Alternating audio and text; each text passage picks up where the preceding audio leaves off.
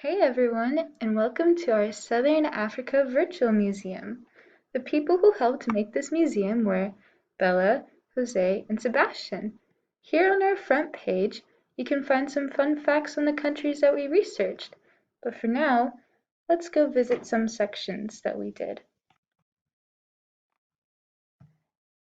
Here on sports, we made sure to research some important teams and important athletes that are known in Southern Africa.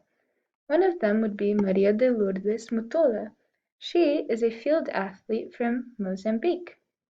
Now, moving on to social life, we thought it'd be a good idea to research mostly festivals, because festivals are a great way to socialize and embrace one's culture, such as the Lubango Festival. This festival takes about a month to celebrate, and it involves music, fashion parade, sports, and many more.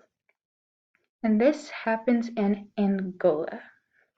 Now, moving on to education. We believed that this section would be great to embrace the universities and colleges and just any schools that are big or very well known in Southern Africa. And that's all that we have for now. But if you want to know more and know things more in detail about the artifacts that we research, come and visit us at the Southern Africa Virtual Museum. Thank you very much. Bye.